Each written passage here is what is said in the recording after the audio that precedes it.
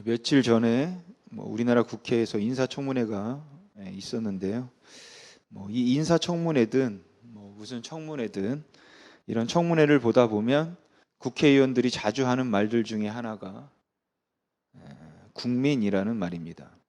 물론 국회의원은 국민을 대표하는 것이니까 당연하다 싶기는 한데, 국회의원들이 하는 말들을 보면 국민이 그걸 좋아하겠습니까?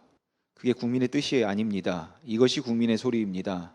라는 말들을 하는데, 이런 말을 들을 때면 국회의원들이 생각하는 국민은 도대체 누굴까 싶기도 하고, 어떻게 저게 국민의 뜻이라고 저렇게 단언적으로 말할 수 있을까 싶은 마음이 들어서 좀 의아하기도 합니다. 뭐가 국민의 소리인가요? 국민의 뜻이 무엇인지 도대체 어떻게 알 수 있습니까? 물론 국회의원들은 국민의 한 사람이기는 하고 또 국민을 대표하기는 합니다. 근데 마치 자기 자신이 곧 국민이라도 되는 듯이 자기의 입장과 생각을 국민의 입장과 생각이라고 말하는 것 같을 때면, 이제 그 입장에 동의할 수 없는 사람들은 좀 많이 불편해지게 되죠. 근데 이런 것이 이제 기독교 안에도 있죠. 그래서 사실 기독교인들은 이런 애매함에 굉장히 익숙해져 있습니다.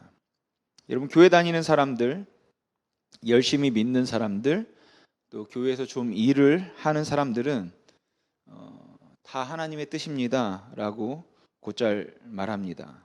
하지만 많은 경우 사실은 자기의 뜻과 자기의 생각을 하나님의 뜻이라고 합리화시키는 것 같아서, 그렇게 주장하는 사람들의 입장이나 생각에 동의할 수 없는 사람들로서는 이게 하나님의 뜻입니다 라고 말할 때 황당하게 이를 때 그지없죠. 여러분, 대부분의 사람들이 동의하지도 않고 동의할 수 없는 아주 애매한 전제 위에서 논리를 전개하는 것만큼 이제 모순되는 일은 없습니다. 여러분, 어떤 논리를 전개하려면 모든 사람들이 이제 동의할 수 있는 사실이거나 아니면 대체로 수긍할 수 있는 어떤 사실에 가까운 것에 근거해서 논리를 전개해야 하는 법인데, 모두가 다 동의하지 않는 그런 전제 위에서 논리를 전개할 때 그때 사람들은 굉장히 혼란스럽다라는 거죠. 예를 들면 제가 가끔 여러분들과 대화를 하거나 또는 설교를 하면서 어떤 대전제를 가지고 하는데, 그건 바로 제 외모가 좀 괜찮다, 좀 생겼다 라는 것입니다. 그리고 진담 반 농담 반이지만 알게 모르게 저는 이 외모 덕을 좀 본다고 생각을 합니다. 어제도 CBMC 모임에 갔는데 이제 회장님께서 신입 회원분에게 저희는 지도 목사님도 외모 보고 뽑습니다 이렇게 말하시더라고요. 농담이겠지만 그 안에 뼈가 있다라고 이제 생각합니다. 하지만 그렇게 생각하지 않는 제 집사람은 이 잘생겼다는 전제 자체가 잘못된 것이기 때문에 그것을 놓고 논쟁할 가치도 없고 대화할 가치도 없고 들을 가치도 없다 이렇게 생각하죠. 그래서 제가 저의 외모에 관한 이야기를 할 때마다 제 집사람은 그것을 병 아니면 헛소리로 여기거나 또는 자존감을 세우는 이제 방법이다 이렇게 생각을 하고, 저는 제 집사람의 그런 반응을 시샘이라고 읽습니다.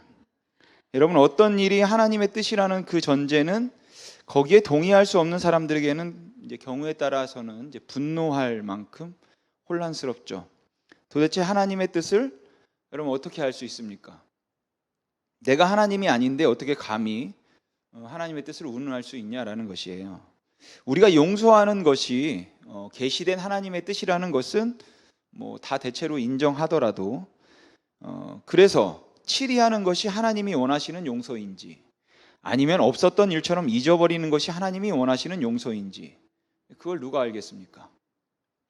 우리는 일반적으로 이미 나타난 일들 혹은 되어진 일들이 하나님의 뜻이라고 이제 이해를 합니다. 하지만 그 말도 이제 혼란스럽기는 마찬가지죠.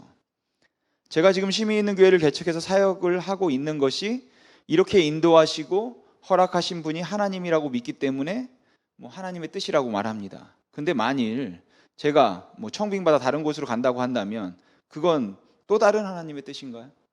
아니면 하나님의 뜻이 아니라고 말해야 되는 건가요? 이제 하나님께서 또 다르게 인도하신다면 이제 그걸 어떻게 알 수 있습니까? 제가 이 심의 있는 교회만을 고집하는 것이 하나님의 뜻에 어긋나는 것은 아니겠는가 라는 것이죠. 그래서 만일 제가 다른 곳으로 가게 되고 그리고 그 교회와 뭐 이 교회를 합해 버린다면 이미 일이 그렇게 되어졌으니까 결과적으로 하나님의 뜻이었다. 뭐 이렇게 말해도 될까요? 제가 교회 이름으로 무료 캠프를 하자고 한 것이 하나님의 뜻입니까? 제가 잘못한 일일 수도 있잖아요. 근데 그걸 하나님의 뜻이라고 하나님의 뜻대로 무료 캠프를 해야 한다고 말한다면 제 뜻이 곧 하나님의 뜻이라고 말하는 것처럼 들리지 않냐라는 것이에요. 근데 이렇게 원하든 원하지 않든 결과적으로 하나님의 주권 가운데 하나님께서 하시는 일이니까 하나님의 뜻으로 받아들이고 순종하라고 요구한다면 우리 인간이 범할 수 있는 잘못과 실수를 용납하고 개혁이나 변화를 추구해서는 안 된다는 어떻게 보면 일종의 결과론, 결정론에 빠질 수 있는 우려가 있습니다. 그리고 이런 결정론인 입장이 악을 행하는 자들에게 자기 합리화와 또 잘못된 순종을 요구하게 만드는 빌미를 제공했던 예는 교회 역사에서 얼마든지 찾아볼 수 있는 일들이에요. 그래서 그냥 된 일은 하나님의 뜻이라고 하고 그냥 그렇게 결정된 것은 하나님의 뜻이니까 무조건 받아들이고 순종하라고 말하는 것만큼 위험한 것도 없다라는 것이죠. 그렇다고 거봐라. 그러니까 이런 무료 캠프는 잘못된 거야. 라고 말하는 것도 이건 하나님의 뜻입니다. 라고 말하는 것만큼 또 위험할 수 있습니다. 왜냐하면 이것 또한 그게 아니라 이게 하나님의 뜻이다. 라고 단정하기는 마찬가지이기 때문이죠. 우리는 성경을 통하여서 우리에게 계시된 분명한 것들 말고는 하나님의 뜻에 대해서 아는 바가 거의 없습니다. 그러니까 우리의 삶의 현장에서 벌어지는 일들 중에 이것이 하나님의 뜻이다 라고 단정지어서 말할 수 있는 것은 거의 없다고 말하는 게 맞다는 것이에요. 그래서 우리는 이게 하나님의 뜻입니다, 이렇게 된 일이 하나님의 뜻입니다 라고 말하지만 그 말은 정말 우리가 조심스럽게 해야 될 필요가 있다라는 것이죠. 그리고 이런 관점에서 오늘 본문을 보면 쉽게 동의할 수 없는 부분들이 좀 있을 거라고 생각되어집니다. 그래서 저는 이 말씀의 의도보다 이 말씀이 의도하지 않는 것이 무엇일까, 이것을 먼저 생각해 봤습니다. 오늘 본문 18절을 보면 제비 뽑는 것에 대해서 말씀하는데 그렇다고 해서 모든 문제의 해결은 제비뽑기 혹은 추천에 의해서 되는 것이다 라는 의미는 아니라고 생각해요. 그러니까 제비뽑기가 언제나 최선이니까 문제가 생기면 투표하고 문제가 생기면 제기뽑기를 해서 뽑기나 다수의 의견을 언제나 따라야 된다, 이런 말은 아니라는 것입니다. 근데 사실 생각해 보면 우리가 한치 앞을 내다볼 수 없는 사람들이기에 인생의 중대한 결정들, 아니 모든 결정들이 다 사실은 제비뽑기와 다를 바 없다는 그런 생각이 들기도 합니다. 왜냐하면 어찌 생각하면 우리가 내린 대부분의 결정들은 사실 정확하게 알고 결정하는 게 아니기 때문이에요. 그래서 제비뽑기와 크게 다르지 않아 보인다라는 것이죠.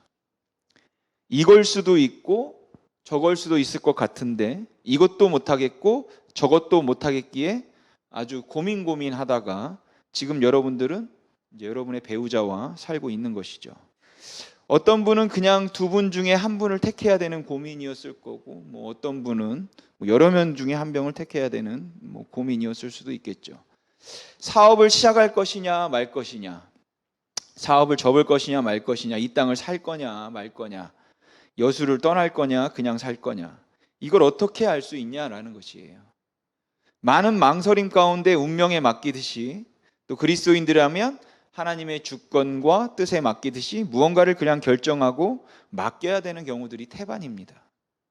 하지만 아무리 생각해도 뾰족한 묘안이 없어서 눈 감고 제비뽑기라도 하고 싶은 그러한 심정일 때가 허다하더라도 앞뒤 전후를 살펴보지 않고 제비뽑기가 언제나 최선이다 라고 말한다면 그것은 대단히 이제 무책임한 행동일 수 있을 것입니다. 근데 사실 오늘 본문 말씀은 이런 불확실함 가운데서 어떻게 해야 할지를 몰라서 하나님의 뜻을 찾고 있는 장면이 아니라 17절을 보시면 송사라고 말하니까 이건 법정에서의 문제이기 때문에 오늘 본문은 확신과 소신이 있는 경우에 관해서 이제 말하고 있는 것이에요. 그러니까 어떻게 할 줄 몰라서 하나님의 뜻이 무엇일까를 묻는 게 아니라 이게 하나님의 뜻입니다 라고 말하는 사람들 사이에서 지금 이 말씀을 다루고 있다는 것입니다. 17절을 보시면 송사에서는 먼저 온 사람의 말이 바른 것 같으나 그의 상대자가 와서 밝히느니라 라고 말씀하는데, 이 말씀은 이런 의미입니다. 이제 어떤 분쟁이 생겼습니다. 그래서 이제 재판이 벌어졌어요. 그리고 한 사람이 자기가 당한 억울한 사정을 이제 호소하는 거죠. 그의 억울함에 관한 이야기를 들으면서 거기에 있던 사람들은 어떻게 그럴 수 있느냐고 공감하고 또 동정합니다. 또한 그 억울함에 관한 이야기를 들으면서 세상에 이런 일을 당할 수 있느냐고 막 분노하고 화를 내기 시작해요. 그래서 이미 이제 판결은 내려진 듯합니다. 근데 잠시 후에 가해자로 여겨졌던 사람이 나와서 변명을 하기 시작합니다. 오히려 자기가 더 억울하다고 말하고 자기가 그럴 수밖에 없었던 상황을 이제 설명하기 시작해요. 그래서 처음 사람의 이야기를 들으면서 몰랐던 또 사실들을 알게 되고, 그리고 미처 생각하지 못했던 또 다른 관점에서 이제 문제를 보게 되죠. 그렇게 나중에 온 사람의 이야기를 듣고 나니까 이제는 그 사람 말도 맞는 것 같습니다. 그러니까 나중에 온 사람의 말을 듣기 전에 처음 사람의 말을 들었을 때는 그 사람의 말이 다 맞는 것 같아서 나중에 올 사람을 참 나쁜 사람이라고 생각을 했는데, 그 나쁜 사람이라고 여겨지는 사람이 와서 자기의 입장과 또 상황을 설명하는 것을 들으면서 그 사람도 그럴 수밖에 없었구나 라고 이해가 된다라는 것이죠. 이처럼 어떤 다툼이나 분쟁이 있을 때 상대방 모두의 말을 들어야지 한 사람의 말만 듣고 섣불리 판단해서는 안 된다는 것을 우리는 우리의 삶에서 종종 이제 경험하는 바죠. 이렇게 여러분 서로 자기 입장을 강력하게 주장하는데 딱히 누가 맞다, 누가 틀리다 이것을 말하기 어려운 경우, 그럴 때 어떻게 해야 합니까? 그래서 18절이 이렇게 말합니다. 제비 뽑는 것은 다툼을 그치게 하여 강한 자 사이에서 해결하게 하느니라. 여기에 강한 자란 단순히 힘이 있고 권세가 있는 자들을 가리키는 것이 아니라 자기 주장과 자기 소신이 아주 강한 사람들을 가리켜 말하는 것이에요. 보통 사람들을 보면 사회에서나 또 교회 안에서도 마찬가지라고 생각하는데, 어떤 사실에 대해서 확신이 있고 주관이 뚜렷한 사람들을 보면 자꾸 문제를 일으키는 사람이라고 이제 사람들이 피합니다. 그리고 웬만한 사람들은 그냥 좋은 게 좋다는 식으로 자기 주장이나 주관이나 소신이 없는 사람들을 대체로 사람들은 좋아하고 사회성이 있다 이렇게 생각을 해요. 하지만 여러분, 자기 주장과 소신이 강하다고 해서 언제나 문제가 되는 것은 아니죠. 자기 입장에 대해서 분명한 소신을 가지고 있는 건 전혀 문제될 건 없습니다. 다만 그렇게 강한 소신을 가지고 있는 두 입장이 서로 부딪힐 때는 다툼이 불가피해져서 어쩔 수 없는 상황이 된다라는 것이에요. 서로 강하니까 양보가 안 되죠. 이 사람도 이게 하나님의 뜻이라고 말하고 저 사람은 저게 하나님의 뜻이라고 말하는데 서로 양보할 수 없어서 두 입장이 강하게 아주 대치되는 경우, 이럴 때 어떻게 해야 하냐는 것입니다. 물론 양쪽의 입장을 주의 깊게 들어봐야 하겠죠. 그런데 아무리 양쪽의 입장을 들어도 진위를 판가름할 수 없을 만큼 양쪽의 입장이 팽배합니다. 이럴 때는 뭔가 결정을 해야 되는데 어떻게 해야 될까요? 그래서 이게 이제 재판으로 가게 되는 것이죠. 그리고 교회라면 공동의회를 한다든지 당회를 한다든지 할 수 있겠죠. 아니면 몇 사람에게 위임을 해서 어떤 위원회, 재판국 이런 것들을 열 수도 있습니다. 그래서 재판에서도 이런 교회와 비슷하게 하는 게 있다면 이제 우리나라는 국민참여재판의 배심원 제도인 것 같아요. 배심원 제도라는 것은 양쪽이 배심원들의 판결을 따르겠다고 합의를 하고 재판에 응해서 그 배심원들에게 묻는 것이죠. 그리고 그게 18절 말씀의 상황이라고 보면 될 것 같습니다. 여러분, 배심원 판결이라는 것은 평범한 사람들의 상식과 양심의 근거에서 옳고 그름을 판단하는 이제 그 사법 제도죠. 여러 명의 배심원들이 양쪽의 이야기를 듣고 자기들의 의견을 말하고 그리고 배심원들 안에서 판결을 내리게 되는데, 이때 배심원들의 결정은 곧 이제 그 당사자들의 결정이 되는 것입니다. 이 배심원 판결이라는 것은 1차적으로 이제 만장일치제이기 때문에 누군가 한 사람이라도 자기 의견을 끝까지 고집하면 마치 당사자 두 사람이 서로 싸우는 것처럼 배심원 사이에서도 끊임없는 논쟁을 하게 되어 있죠. 그래서 상황이 너무 분명한 상황이어서 간단하게 판결이 날 수 있어도 배심원 중에 한 명이 다른 의견을 내면 이제 계속 가는 겁니다. 계속 다시 해야 되는 거예요.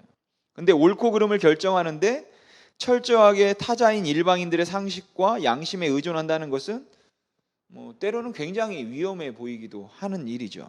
물론 증거를 다 주고 또 관련 자료를 다 주긴 하지만 그 다음에 일반인들의 상식과 양심에 따른다는 건 위험성이 있습니다.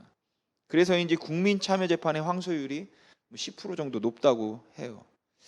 그렇다고 해서 그냥 해결하게 놔두자니 자기 입장을 옳은 것처럼 말할 때 발생하는 문제 또한 또 만만치 않다라는 것이죠. 그래서 결국은 달리 해결할 수 있는 방법이 없기 때문에 객관적으로 철저하게 타자인 사람들에게 그들의 상식과 양심에 의존해서 판결을 하기로 이제 서로 합의해서 결정을 이제 한 것이죠. 그런데 여러분, 자기 입장에 그렇게 강력하게 소신을 가지고 있던 사람이 뭐 배심원의 판결을 냈다고 뭐 그게 진실로 믿어지겠습니까?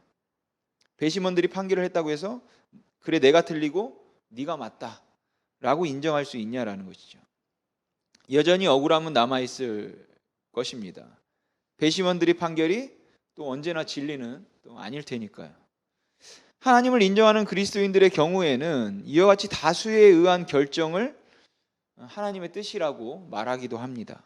물론 이 하나님의 뜻이라고 말할 때도 애매함이 있어서 제가 조금 더 설명을 드려야 될 것 같은데, 미국의 한 교단에서 창세기에 나오는 창조 사건을 어떻게 이해해야 할 것인가 아주 심각한 토론이 있었습니다. 그래서 그 창세기에 나오는 사건을 이거를 정말 6일 창조로 봐야 되느냐, 아니면 문학적인 표현으로 보아야 되는가, 아니면 조금 진화론을 인정해야 되는가, 혹은 과학적인 입장을 용납해야 되는가, 이런 것들 때문에 그 교단이 굉장히 시끄러웠던 때가 있었습니다. 그래서 모일 때마다 그 문제로 시끄러웠는데 연세가 많으신 한 목사님이 아주 강력하게 자기 주장을 하면서 만일 교단이 잘못 결정하면 후손들에게 아주 큰 죄를 짓는 것이 될 것이고, 이 교단은 이제 교단적으로 작용화될 수 있을 것이고 자유주의에 빠질 수 있을 것이라고 강력하게 경고했습니다. 그분의 입장은 교리적으로 이것은 너무나도 심각하고 위험한 문제이기 때문에 절대로 양보해서는 안 된다라는 이제 입장이었어요. 그래서 한 1년 동안 아주 강력하게 토론을 하고 또 말싸움 비슷한 것도 오고 가기도 하고, 그 후에 그렇게 1년을 논쟁하고 결국 투표하기로 했습니다. 그리고 투표에서 그 나이 드신 목사님의 주장이 이제 부결되었어요. 투표 결과가 나오고 난 다음에 이 목사님은 어떻게 반응할 수 있었을까요? 이런 교단은 썩었다, 병들었다, 교단을 탈퇴해버릴 수도 있습니다. 그렇지 않다면 내가 이 교단에 남아서 끝까지 싸우겠다, 항고하고 계속해서 문제를 일으킬 수도 있습니다. 그런데 투표 결과가 나오고 난 다음에 이 목사님은 일어서서 자기 신상 발언을 하셨습니다. 나는 여전히 이 결정이 하나님이 기뻐하지 않는 결정이라고 확신합니다. 하지만 하나님께 어떤 계획이 있는지 모르기 때문에 나는 이 결정을 받아들이고 따르겠습니다. 다만 제가 후손들에게 부끄러운 사람으로 남고 싶지는 않습니다. 회의 기록에 저는 끝까지 반대했었다는 기록을 남겨주시기 바랍니다. 그리고 그분은 교단에서 그 일에 대해서 더 이상 문제를 일으키지는 않았습니다. 저는 이 일련의 사건 이야기를 통해서 하나님의 뜻을 이해하고 하나님의 뜻에 따라 순종한다는 것, 혹은 그 결정에 따라 행동한다는 게 무엇인가를 이해하는데 굉장히 많은 도움을 얻었습니다. 여러분, 하나님의 뜻이라고 기꺼이 승복할 수 없는 일들이 우리 주변에는 정말로 자주 일어나는데, 이걸 자꾸만 하나님의 뜻이라고 말할 때 우리는 너무 혼란스럽다라는 것이죠. 그걸 어떻게 감히 하나님의 뜻이라고 말할 수 있지 싶다는 것입니다. 코로나가 금방 끝날 줄 알고 두 번째 무료 캠프를 할 수 있을지 알았는데 코로나가 더 심해져서 못했습니다. 그럼 이걸 하나님의 뜻이라고 말해도 될까요? 혹 여러분들의 사랑하는 아들, 딸을 하나님께서 먼저 데려가신다면 그게 하나님의 뜻입니까? 이 팬데믹 가운데 여러분들의 사업이 잘못되어서 이런 불경기에 꼼짝도 하지 못하게 생겼고 이제 완전히 다 접어야 되거나 아니면 좀 정리를 해야 되는 상황에 처해 있다면 그게 하나님의 뜻입니까? 이걸 하나님의 뜻입니다 라고 말한다면 이 하나님의 뜻에 오해가 좀 있겠다 싶습니다. 일반적으로 그게 하나님의 뜻입니다 라고 말할 때 사람들은 그걸 하나님이 기뻐하고 원하시는 것이라는 의미로 그렇게 받아들입니다. 그렇기 때문에 그게 하나님의 뜻입니다 라고 말하면 하나님의 주권 가운데 허락하셨습니다 라는 의미로 받아들이는 것이 아니라 하나님께서 그것을 굉장히 좋아하시고 원하셨던 일입니다 라는 의미로 받아들이기 때문에 용납이 안 되고 또 이해가 안 되는 것이죠. 어떻게 나의 이 아픔과 고난을 하나님이 원하실 수 있는가, 기뻐하실 수 있는가 라는 의문을 갖게 되고, 교회가 혹 어려움을 당하고 있다면 어떻게 교회가 경험하고 있는 이 어려움과 혼란이 하나님이 기뻐하시는 일인가. 그래가지고 교회가 분열되었다면, 풍비박산이 났다면, 교회가 갈라졌는데, 교회가 깨졌는데, 교회가 아픔을 겪고 있는데 이게 하나님이 기뻐하시는 일인가 라고 말하게 되고, 그런데 그게 전체의 잘못이 아니라 어떤 한두 사람의 잘못으로 인하여서, 아니면 목회자 한 사람의 욕심으로 인하여서 그렇게 교회가 힘들어지고 교인들이 다 힘들어하고 있다면, 그런데 그걸 하나님의 뜻이라고 말한다면 이해가 되겠냐는 것이, 받아들일 수 있겠냐는 것이죠. 그럼에도 불구하고 그 일을 허락하신 것이 하나님이라고 한다면 우리는 그건 역시 하나님의 뜻이다라고 불러야 할 것입니다. 그러니까 하나님의 뜻이라고 받아들일 때 그 결정이 하나님이 원하셨던 의미가 아니더라도 하나님의 섭리가 있었다는 의미일 수 있음을 인정하는 것이 중요하다라는 것이에요. 다시 말하면 이게 옳다고 생각해서 받아들이거나 그렇게 결정되었기 때문에 언제나 옳은 것이 아니라, 그게 잘못된 일이라 할지라도 하나님이 허락하실 수 있다는 가능성을 인정하는 것입니다. 사실 이미 되어진 모든 일이 하나님의 주권 가운데 되어진 일이라서 하나님의 뜻이라고 말할지라도 그것을 통해서 하나님이 원하시는 것이 무엇인지는 우리는 알 길이 없습니다. 여러분, 허락하셨다는 말은 원하셨다는 말은 아니에요. 여러분, 누가복음 15장에 보면 탕자의 비유가 나오죠.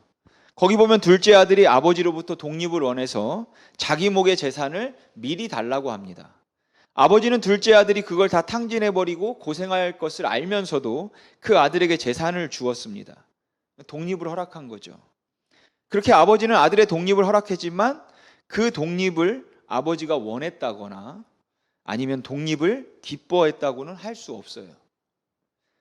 아버지가 기뻐하고 원했던 것은 따로 있었는데, 그건 아들이 비록 재산을 다 잃어버려도 아버지의 품으로 돌아오고, 그래서 아들이 아버지의 품을 최고의 안식처로 생각할 뿐만 아니라 아버지와의 관계가 회복되는 그것이었죠.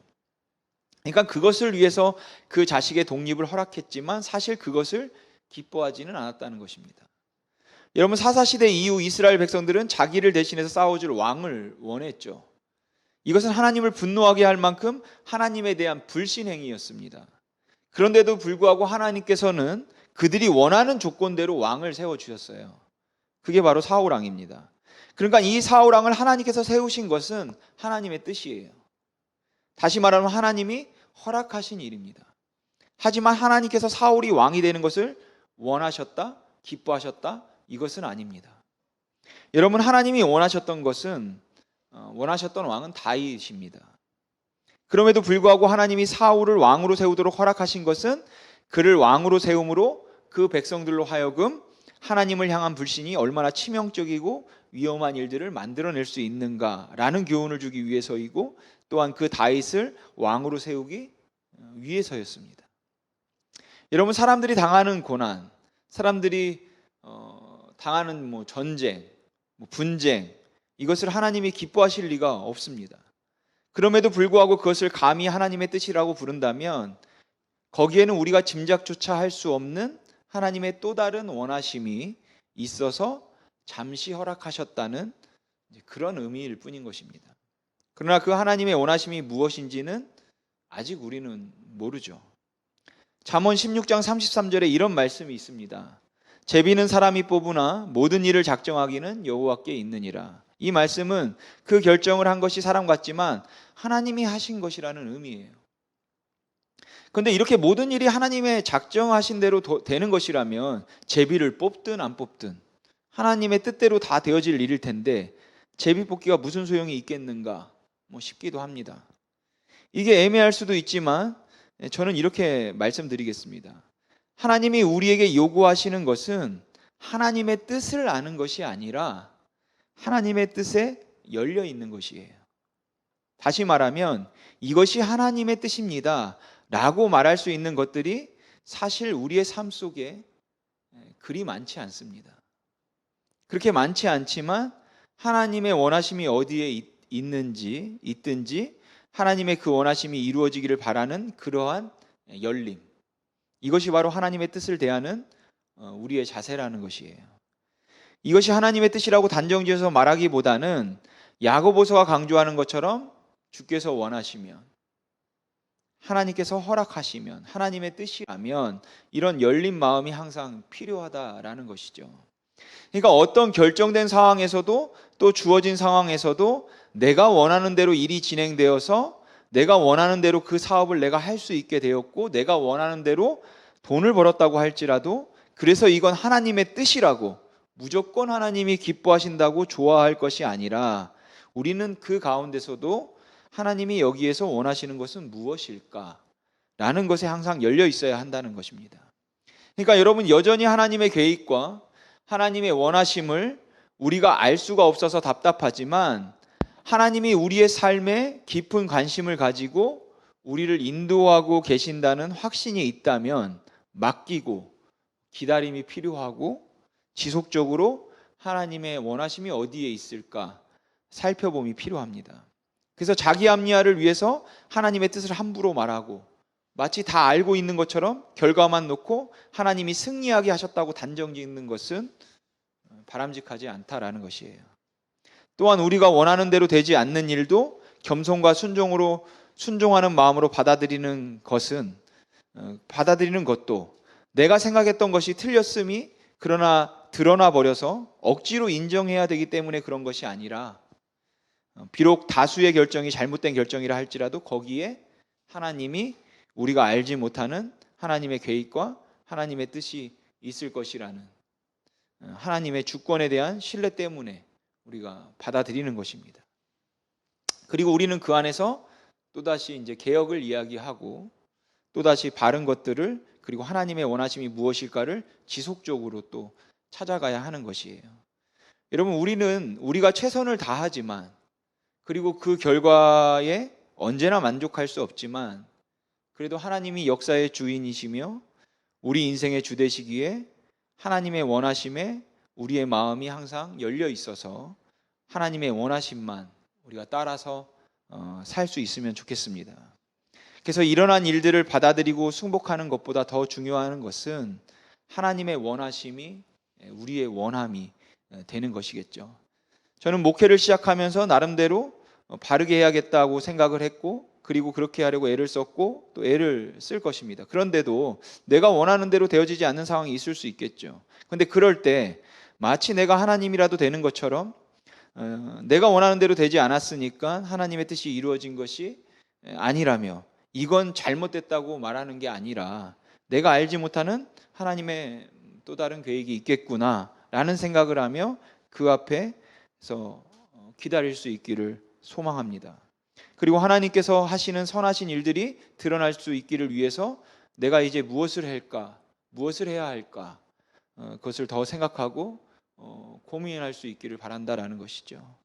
여러분 하나님이 허락하신 일은 언제나 하나님이 원하고 기뻐하셨던 것은 아니지만 하나님께서는 그것을 허락하심으로 궁극적으로 원하셨던 것이 틀림없이 선한 것이었을 거라는 그 믿음이 우리에게 만일 있다면 지금 우리의 고백은 주의 뜻이 이루어지이다 라는 것이 되어야 할 줄로 믿습니다.